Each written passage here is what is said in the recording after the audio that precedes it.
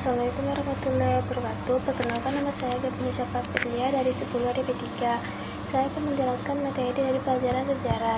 Sejarah adalah dampak pendudukan Jepang di Indonesia dalam bidang politik. Setelah pengambilan alih Indonesia dari tangan Belanda, Jepang langsung menerapkan kebijakannya. Kebijakan Jepang utamanya bertujuan untuk menghapuskan pengaruh Barat, membolis rakyat Indonesia untuk membantu perang. Walaupun sejumlah kebijakan politik Jepang menyasarkan akan bangsa Indonesia, berapa di antara dapat dimanfaatkan rakyat Indonesia. Untuk pelajaran lalu, apa saja dampak pendudukan Jepang di Indonesia dalam bidang politik? 1. Perubahan sistem pemerintah di Indonesia. Dalam bidang pemerintah, akibat ditimbulkan dari adanya pendudukan Jepang di Indonesia adalah wilayah Indonesia di bawah kekuasaan militer. Sistem pemerintah di Indonesia pada masanya penduduk Jepang berbeda dari era penjajahan Belanda yang hanya menerapkan pemerintah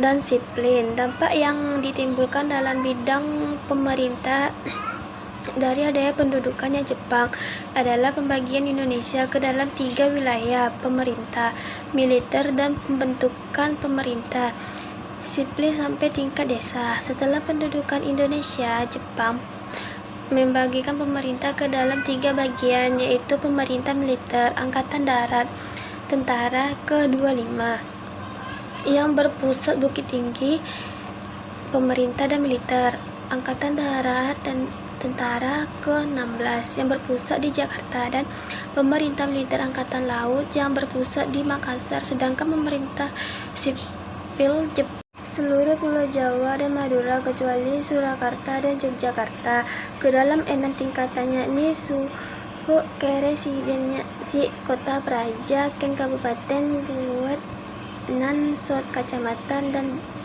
desa dalam hal ini Jepang juga memberikan kesempatan kepada para tokoh Indonesia untuk menempati jabatan tertentu. Hingga saat ini beberapa pembagian tingkat daerah tersebut masih digunakan di Indonesia, misalnya kabupaten, kecamatan, dan desa. 2. Penghapusan pengaruh Barat. Untuk menghapuskan pengaruh Barat, Jepang melarang rakyat Indonesia menggunakan bahasa Belanda dan bahasa Inggris. Jepang menggantikannya dengan mewajibkan rakyat untuk memperluas penggunaan bahasa Indonesia dan bahasa Jepang.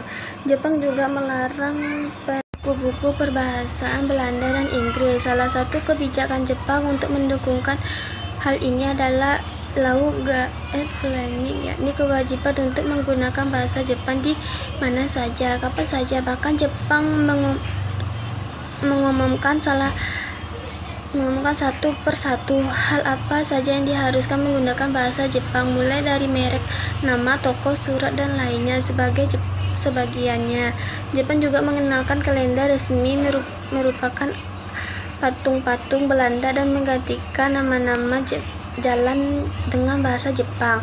3. Membentuknya organisasi. Dampak penduduknya Jepang di Indonesia dalam bidang politik adalah terbentuknya banyak organisasi. Jepang membentuk banyak organisasi di Indonesia, baik militer maupun semi militer.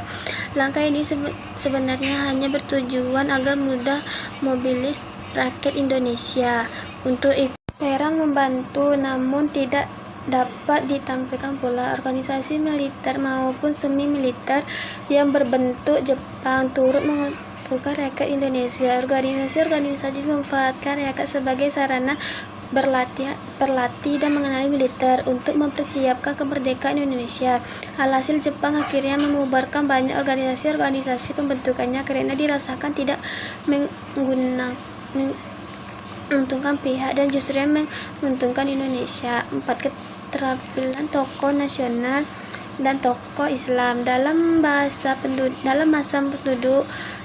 pendudukannya di Indonesia, Jepang banyak melibatkan para tokoh perjuangan yang mempengaruhi di masyarakat. Sikap ini berbeda di era pemerintah Belanda yang tidak mau melibatkan para tokoh Indonesia. Sebenarnya, tujuan Jepang melibatkan para tokoh adalah agar mereka bisa dengan mudah mengajakkan untuk membantu dalam perang. Jepang juga melibatkan tokoh-tokoh agama Islam seperti tokoh-tokoh Nahdlatul Ulama NU dengan tujuan merendamkan gerakan perlawanan umat Islam. Jepang memaafkan semangat umat Islam untuk kepentingan peran mereka. Bahkan Jepang mendirikan kantor urusan agama Mubu agar hubungan dengan para intelektual Islam tetap terjaga. Namun lagi-lagi organisasi Islam lainnya seperti Masyumi dan Laskar Hizbullah yang dibentuk Jepang justru dipergunakan sebagai wadah perjuangan umat muslim menuju kemerdekaan. Sekian dari saya. Assalamualaikum warahmatullahi wabarakatuh.